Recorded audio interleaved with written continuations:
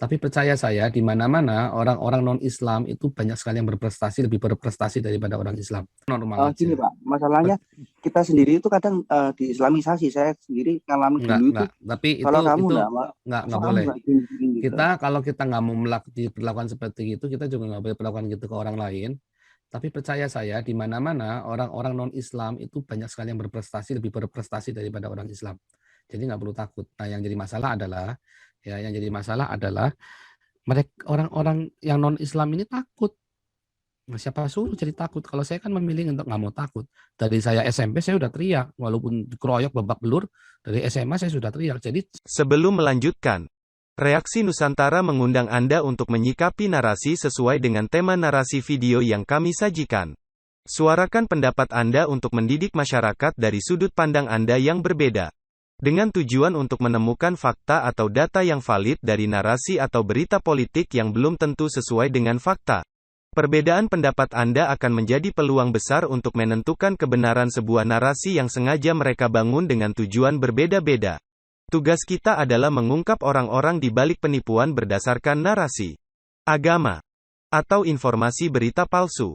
Silahkan tulis reaksi dan pendapat Anda di kolom komentar dengan bahasanya yang mudah dimengerti secara ilmiah, logis, bebas berbicara namun tetap sopan dan etis.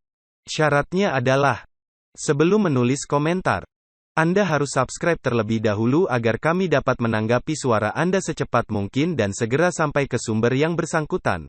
Tonton video ini sampai selesai sebelum Anda berkomentar, agar tidak ada kegagalan atau kesalahpahaman. Terima kasih dan selamat menonton. oke, Ya, oke, baik lanjut. Pak. Terima kasih. Luku Liu, silakan. Shalom, shalom. Ya, Ya. tadi mengenai ini, aku interest yang masalah persatuan Kristen ya. Kerajaan Allah ini mau kok ya gampang banget Teman-teman diceraikan. boykot semua yang udah cerita-cerita bidat sesat, boykot semua. Ya, begitu orang bilang bidat sesat, boykot semua, karena kita punya target yang lebih besar daripada membidatkan. Begitu ada orang bidat sesat, langsung boykot. Percaya saya, itu datangnya dari iblis, dari neraka. Ya. Setuju Pak, itu kan roh perpecahan. Dan yang lucu itu kan kita yang ada di dunia apologetik ya. Kita, saya kan juga ya nggak bela sana sini ya. Buat saya semua saudara lah. Ya. Sometimes saya juga join sama timnya Samuel di Wanes untuk debat sama sebelah gitu ya. Sometimes juga saya gabung di CIA yang dari grup Tritunggal sendiri gitu loh. Meskipun saya sendiri kan juga Tritunggal kan ya. Saya sama-sama teman lah buat saya. Dan kalau kita pelajari narasinya mereka yang dari pihak agama sebelah itu, narasinya itu mulai dari orang kelas lulusan TK sampai lulusan kuliah itu narasinya semua sama, yang mau perpecahan antara Wanes sama Tritunggal gitu. Dan sedangkan kita malah menikmati perpecahan itu kan ya, lucu-lucuan loh jadi. Padahal sebenarnya kita sengaja diadu, digerogoti, dibuat lengah gitu loh.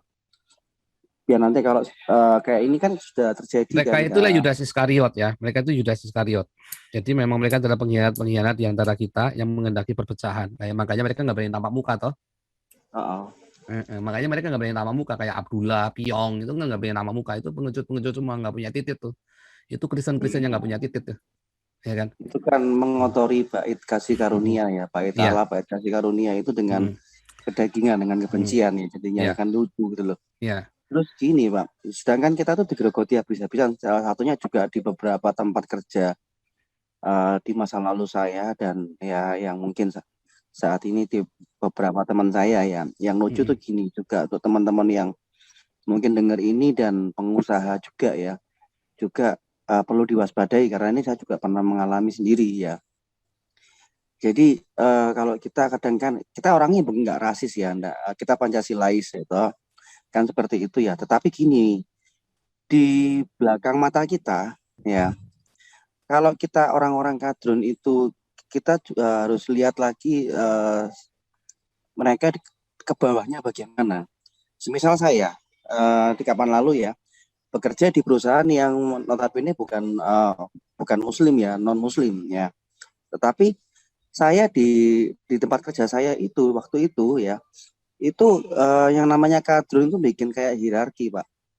semua yang minoritas, entah itu dari Hindu, entah itu dari Buddha, entah itu dari Katolik, entah itu dari apapun, itu dipoyoi masuk Islam.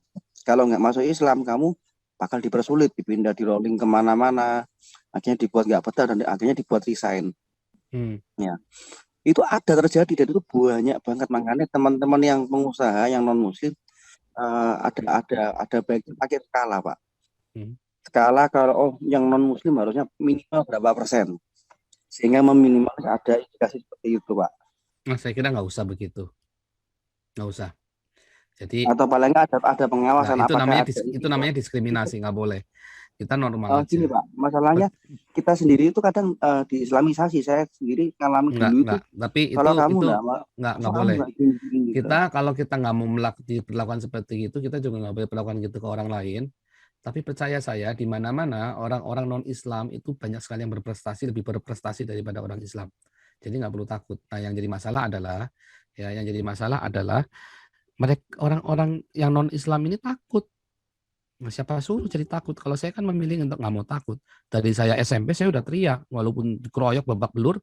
Dari SMA saya sudah teriak. Jadi salah itu ya teman-teman saya SMA yang bilang saya berubahnya waktu kuliah. Salah. Saya dari SMP saya sudah nginjili teman-teman itu. Saya dari SMA saya sudah nginjili, saya udah bikin persekutuan doa. Udah bikin persekutuan, saya penginjilan jalan-jalan. Salah mereka itu kan, mereka semua ada beberapa yang sudah ikut persekutuan doa saya juga, ya kan? Banyak. Jadi jadi karena orang Kristennya takut, maka itulah yang terjadi. Misalnya nih, contoh nih, ini sih contoh aja nih. Kenapa Kristen nggak berani tampak wajah? Harusnya kayak Saifuddin dong. Oh, karena takut dibunuh lah, ya itulah dia. Karena takut terintimidasi semua dengan kalau Kristen bisa tampak wajah, maka semua saya yakin akan ikut semua. Contoh lagi, kenapa banyak dari kita nggak berani tampak wajah ketika mengatakan kebenaran? Karena kita ada rasa takut, ada rasa khawatir dan segala macam.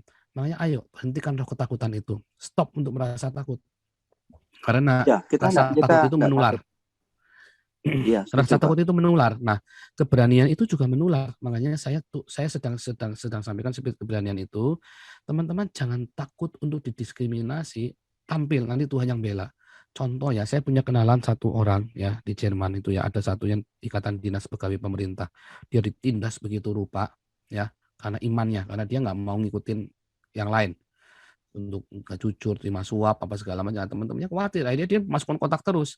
Tapi gara-gara dia masuk kotak, dia mengajukan studi ke luar negeri di ACC langsung. Daripada nganggur, perwira nganggur coba udah pangkatnya udah tinggi nganggur. Ya udahlah sekolah aja dah sana jauh-jauh dah. Tetapi kemudian dia pergi di Eropa, dia menikmati tuh. Dia menikmati keindahan Eropa. Orang lain korupsi supaya bisa anaknya sekolah di Eropa, dia nggak perlu korupsi. Dia sekolah di Eropa dengan beasiswa dari negara, dan anak-anaknya sekolah di Eropa semua. Ya kan? Artinya jangan takut untuk diskriminasi. Tuhan bekerja dalam segala sesuatu untuk mendatangkan kebaikan. Nah, yang menjadi masalah kan teman-teman semua takut didiskriminasi, takut nanti beginikan, nanti begitu. Kayak orang-orang itu kan, yang komentar-komentar yang penuh dengan ketakutan. Nah, nanti kita diginiin, nanti kita digituin. Kayak Ade Armando itu malah menyebarkan roh ketakutan. Nanti orang Tionghoa malah dipersekusi lebih lama. Ya, kamu menyebarkan roh ketakutan kok. Lah memang kamu cuma booster aja kok. Menjaga keseimbangan tadi, menjaga balancing dengan rasio tadi. Nah, kalau kita jangan takut. Pakai ujian, tes yang semestinya. Saya yakin yang masuk Kristen semua. Berdasarkan tes. Jangan masih dibatasi gitu, nggak percaya saya. Saya kan pernah kerja sekuler, saya kan tahu. Saya pernah kerja sekuler, anak buah saya itu ratusan dulu. Waktu saya kerja sekuler itu ya, saya mimpin sebuah, ya waktu saya pegang Bali Kupang. Makanya saya bilang saya tahu Kupang, lebih tahu dari Agustan. Karena saya tinggal di sana lama. Jadi Bali, Kupang, Lombok, sampai ujungnya Flores saya sudah pergi. Sampai ke ke Lembata, sampai ke Alor Lembata, saya sudah pergi semua. Sampai ke Timur Leste saya sudah pergi tuh. Saya ngerti pelosok-pelosoknya. Bagian Nusa Tenggara itu saya pelosok-pelosoknya ngerti semua. Saya punya anak buah ratusan. Saya bikin tes normal, nggak ada saya diskriminasi Kristen, Islam, Buddha, Hindu, nggak urusan saya. Tapi kenyataannya yang lulus yang tesnya bagus-bagus itu rata-rata itu orang Hindu sama orang Kristen. Yang orang Islamnya rada on gitu loh. Bukan saya nggak ngelakuin diskriminasi apa-apa, tak open aja begitu. Dia tes aja yang open, jangan diskriminasi. Percaya saya, termasuk kemarin PP Jarum mau diboikot sama KPAI, karena dia ngajukan jagonya dia, ya kalah lah, nggak bisa lah. Orang yang berdedikasi itu orang-orang Tionghoa kok. Yang berdedikasi tinggi itu orang-orang Tionghoa. Hidupnya itu kalau udah niat habis-habisan di situ, nggak pandang, nggak urusan. Nah itu kenyataannya begitu, gitu ya. Nah, jadi Tapi jangan melakukan itu. Saya nggak setuju. Enggak, gini Pak, maksud saya tuh gini, jangan salah paham dulu. Jadi gini, semisal gini kayak rasio ada mungkin yang antara yang Muslim atau yang non Muslim itu rasionya yang non Muslim itu atau kita nggak ngomong Muslim non Muslim lah, kita ngomong minoritas atau mayoritas di suatu daerah itu, entah yang Muslim mayoritas atau yang Muslim minoritas, itu kalau yang rasio minoritas itu di bawah 20%, itu harusnya dari HRD atau owner itu ada pengawasan khusus. Apakah ini ada tindak diskriminasi di sana atau enggak? Seperti yang saya alami kapan lalu Pak, beberapa tahun yang lalu ya. Saya itu bukan mau sombong, maaf ya. Omset saya pencapaian itu tidak pernah di bawah angka 120% Pak. Dalam tempo 3 tahun berturut-turut. Ya. Sedangkan itu ada beberapa orang yang kadernya akut lah kalau ngomong ya. Dia nggak bisa kerja. Omset rata-rata cuman 60%, 80%, tapi dia promosi Pak. Dengan masa kerja yang sama, kita bareng-bareng masuk. Itu kayak ada tawaran pun mau Pak. Jangan salah paham. Nah, saya stop. Saya tahu maksudmu. Saya tahu maksudmu, tapi saya stop karena ini salah. Kamu cara pandangmu salah. Kalau saya kan pernah jadi direktur, berkali-kali jadi direktur di perusahaan. Bukan cuma pernah, di perusahaan yang berbeda, ya. Terus kalau saya milih anak buah, bukan karena dia jualannya paling tinggi loh. Belum tentu orang yang jualannya hebat itu dia bisa memimpin dengan hebat loh, dengan bagus. Nah, jadi penilaian itu bukan gara-gara dia nilai omsetnya tinggi terus maka dia bisa jadi promosi, belum tentu.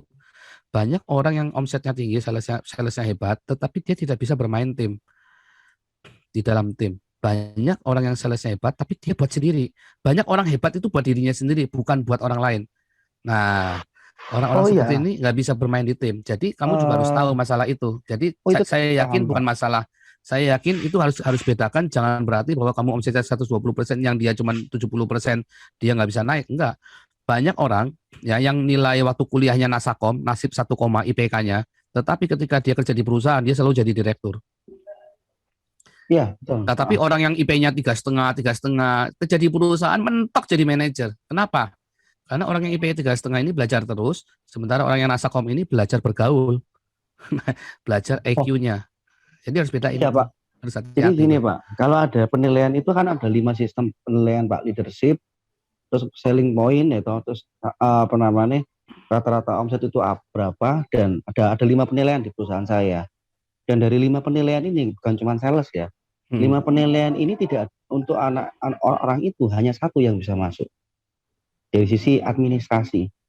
Sedangkan beberapa orang, termasuk saya dan beberapa teman saya, itu punya 3 poin sampai 4 poin. Ya, no. Loh, Pak ya. Ya, enggak. Ini kenyataan. Saya stop. Karena saya tahu perusahaan. Saya tahu dalamnya perusahaan seperti apa ya. Jadi yang kamu bilang itu, kalau memang ada, kenapa nggak pindah kerja? Kenapa kamu mengeluh di dalam situ? Kalau saya pindah kerja. Kalau kamu memang omset kamu 120% terus, ya, dan kamu pede, kamu pindah kerja. Kamu udah bisa minta gaji yang lebih gede dari perusahaan baru. Kenapa gaji saya gede? Begitu saya di situ mentok, saya tahu di situ saya ada banyak sekali subscribe-nya. Terus ada orang nawarin saya, pindah yuk. Oke, gaji saya 2 kali ya. Ya, gaji berapa? Gaji saya di sini 6 juta, di tempatmu berapa? Minimum 10 juta, nggak mau. Gitu.